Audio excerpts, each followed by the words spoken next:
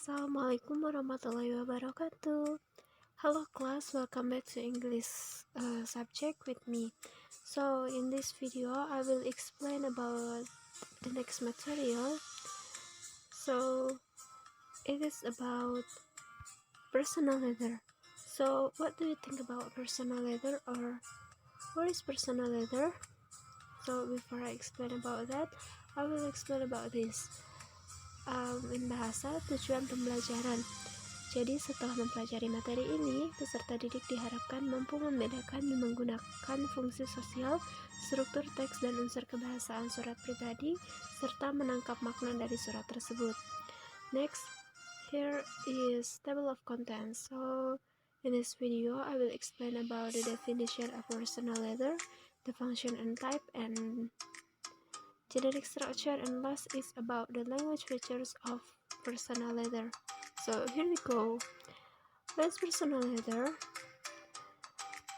The definition of personal leather is a type of leather that usually concern to personal matters rather than professional concern, and it's sent from one individual to another. Jadi personal leather atau di dalam bahasa Indonesia itu lebih dikenal dengan surat pribadi adalah jenis surat yang mana biasanya fokus utamanya atau pembahasannya itu mengenai personal atau mengenai hal-hal yang sifatnya pribadi, tidak membahas mengenai hal-hal yang sifatnya profesional seperti business leather. Nah, kan itu punya ciri dan juga punya aturan-aturan tersendiri. Nah, berbeda dengan personal leather, pembahasannya itu adalah mengenai hal-hal yang sifatnya itu personal atau pribadi. Next, about the function and type of personal leather. So, what is the function of personal leather? The function is to inform the receiver that the sender wants to tell an important thing like personal feelings, thoughts, or experiences which are meant to be read by a specific person.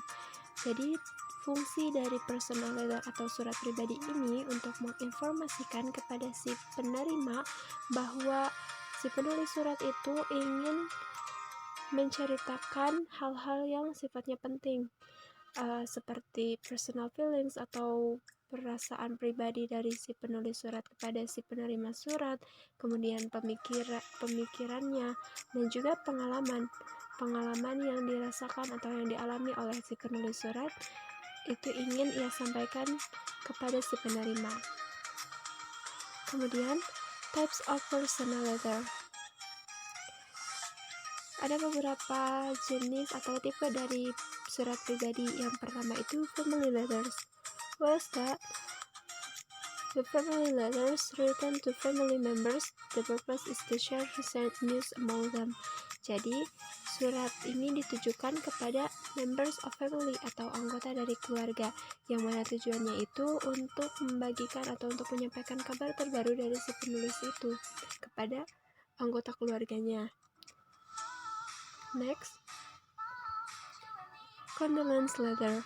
Written letter to a friend to show sympathy, usually for the recipient.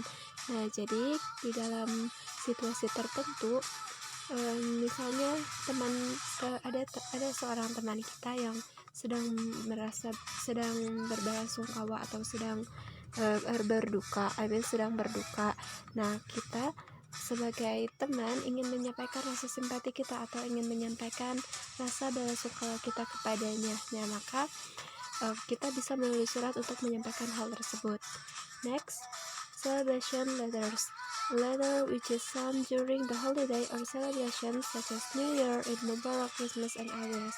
Jadi surat ini ditulis pada saat hari-hari tertentu atau pada saat perayaan tertentu, misalnya pada tahun baru, kita itu ingin menulis surat kepada seseorang untuk mengucapkan Happy New Year's atau Selamat Tahun Baru kepadanya.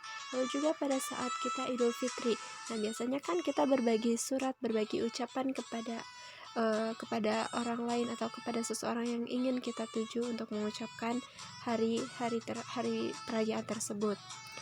Next, farewell letters. Farewell letters are a goodbye letter from your friends or family who is moving to other city or abroad. Nah, jadi misalnya ada seseorang seorang anggota keluarga kita atau teman kita yang misalnya pindah dari kota asalnya ke kota lain, keluar kota. Nah, untuk menyampaikan selamat tinggal itu biasanya kita bisa menulis surat, dan surat tersebut termasuk ke dalam personal letter ini. Next, congratulations letters atau surat yang isinya itu berupa ucapan selamat kita terhadap pencapaian seseorang. Nah, di sini itu ditulis a written form to say congratulations for someone's achievement.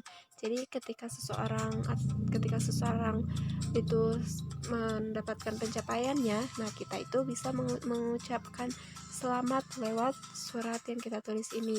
Misalnya ada teman atau saudara kita yang baru lulus sekolah, untuk mengucapkan congratulations atas pencapaiannya, kita menulis surat ini. Next, it's about the generic structure and language features. Jadi untuk generic structure-nya, yang pertama itu ada date atau tanggal, yang mana date when the letter is written top left. Jadi date ini adalah tanggal di mana kita menulis surat tersebut. Posisi date ini berada di atas sebelah kiri. Kemudian address, place where you are writing from, top right. Nah, jadi selain tanggal, kita juga menuliskan alamat dari alamat di tempat kita menulis surat. Letaknya sama, berada di atas, hanya saja letaknya itu ada di sebelah kanan. Kalau address di sebelah kanan, date itu di sebelah kiri. Next, salutation and name. Nah, di sini itu biasanya kita memasukkan atau mencantumkan dulu greetings atau juga nama dari seseorang yang kita tuju. Untuk siapa surat ini kita buat. Kemudian introduction. The opening of your letter usually start with the greetings. Jadi bagian introduction ini sudah mulai kita akan menyampaikan apa yang ingin kita sampaikan di dalam tulisan ini, di dalam surat ini. Kemudian body, the main part of the letter. Nah, jadi bagian ini itu adalah bagian inti dari suratnya. Kita akan menyampaikan apa-apa yang ingin kita sampaikan di dalam surat ini kepada penerima surat. Next, closure. The part indicates the letter is going to end. Nah, ini tuh bagian yang kita baru mengindicate bahwa surat ini akan segera kita akhiri gitu. Surat apa yang ingin kita sampaikan itu sudah selesai. Begitu.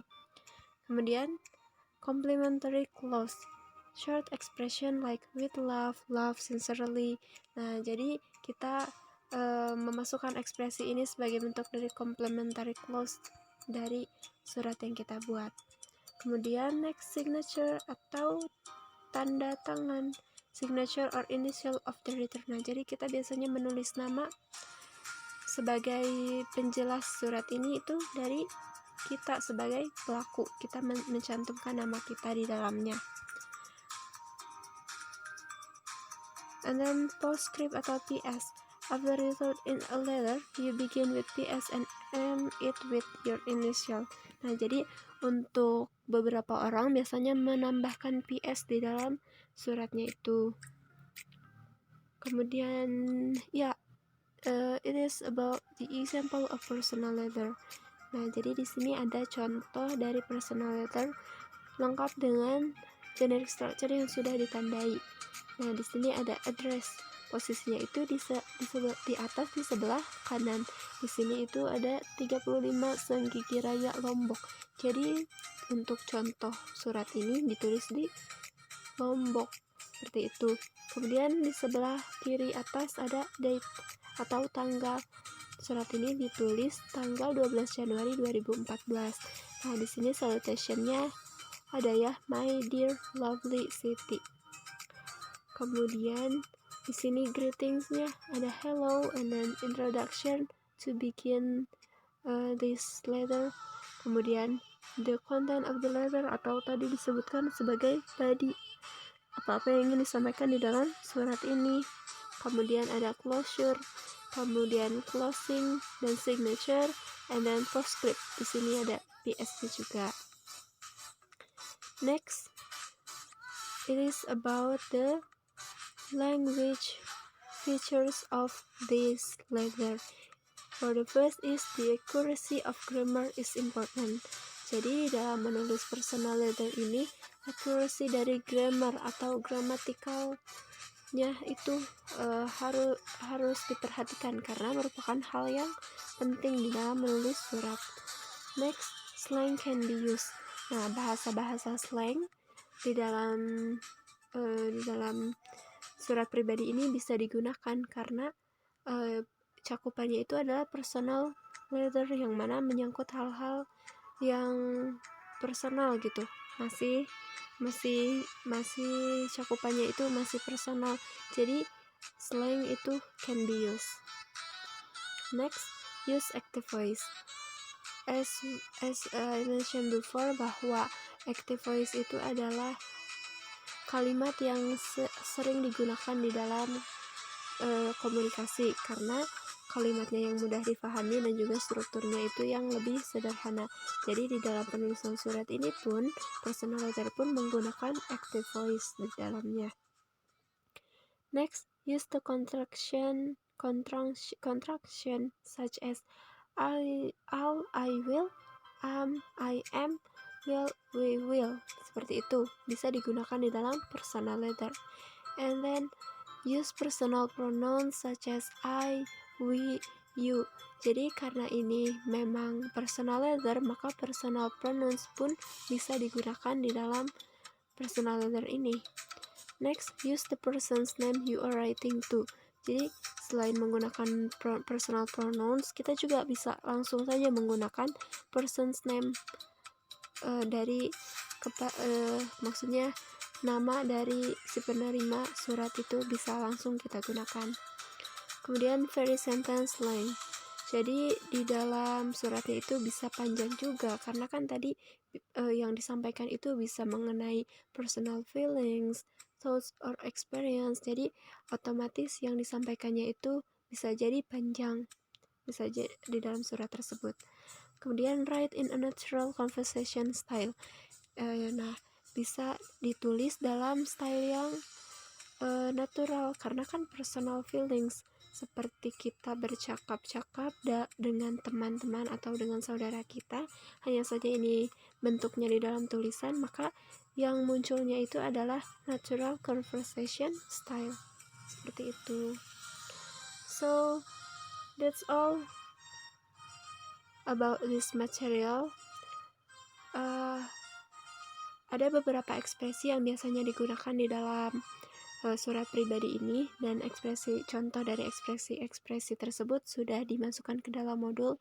So setelah melihat video ini, bisa juga dibaca-baca di materi lengkapnya di modul. So jadi bisa saling melengkapi antara video dengan materi yang ada di modul. So thank you guys for your nice attention. Wassalamualaikum warahmatullahi wabarakatuh.